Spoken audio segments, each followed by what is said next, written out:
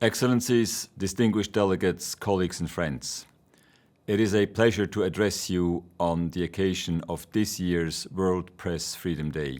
I wish to express my sincere appreciation to UNESCO and Ambassador Miculescu for convening this well-timed global conference. I am particularly honored to join you as President of the Human Rights Council and to co-sign this year's joint statement, which is now a token of the constructive, continuous and increasingly crucial collaboration between the Human Rights Council, the General Assembly, ECOSOC and UNESCO's General Conference. This collaboration is not only symbolic, but it is also strategic. It brings coherence to our respective mandates as we confront the challenges and responsibilities posed by the major agenda topics of our societies, which prominently include artificial intelligence, particularly in the domain of press freedom and freedom of expression. This year's theme, Press Freedom and Artificial Intelligence, resonates deeply with our work at the Human Rights Council. We are witnessing an unprecedented moment in which innovation is reshaping the very foundations of how we produce, access and share information. AI incubates immense potential, from supporting investigative journalism to enhancing access to underrepresented voices. But this potential is not neutral.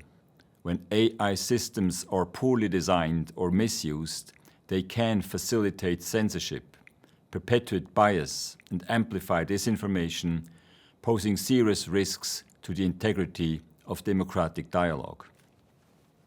The Human Rights Council has been actively engaged in addressing these concerns. Just last month, the Council adopted Resolution 5823 on human rights defenders and new technologies, reaffirming our collective resolve to protect civic space, online and offline. We have also advanced our reflection on neurotechnology, AI, and the digital divide, including through informal initiatives and multi-stakeholder dialogues, because it is clear that governance in this domain must be anchored in the principles of transparency, accountability, participation, and human dignity.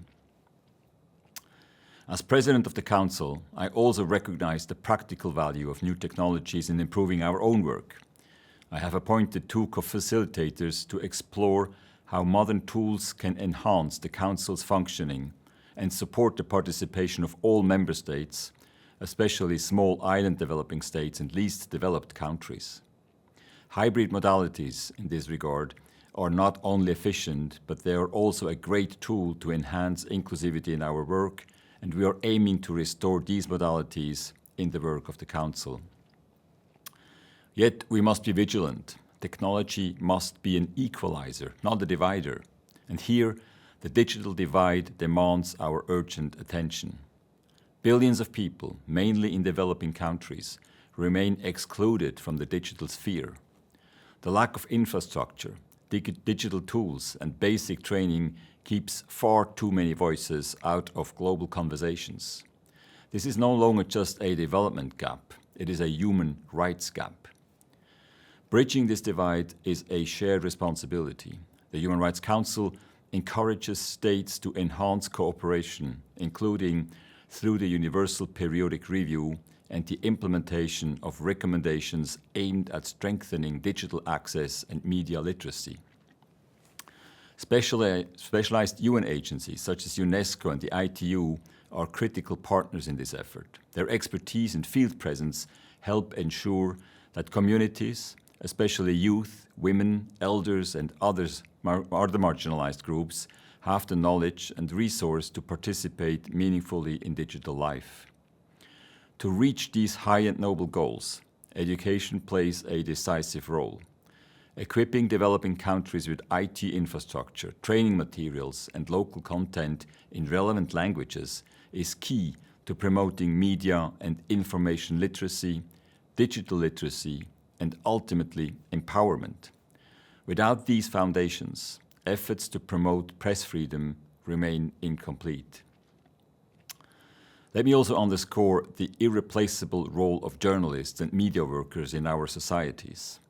Their investigations uncover injustice, their words give voice to the voiceless, and yet we continue to see threats, attacks and harassment directed at journalists, often with impunity.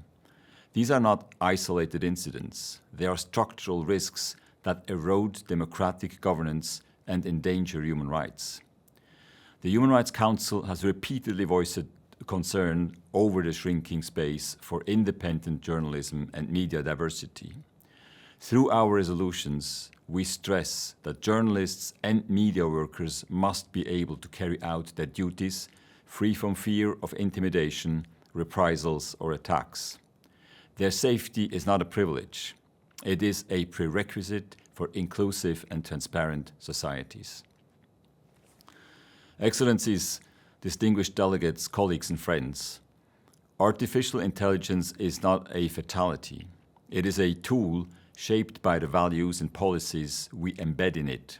As President of the Human Rights Council, I believe our role is not simply to react to the challenges AI poses, but to help shape the norms, standards and practices that will guide its development in ways that uphold human rights, democratic resilience and social cohesion. I thank you and look forward to our ongoing work across institutions, sectors and borders as we strive to ensure that the right to freedom of opinion and expression, media freedom and other human rights are not afterthoughts in the age of artificial intelligence, but foundational pillars. Thank you very much.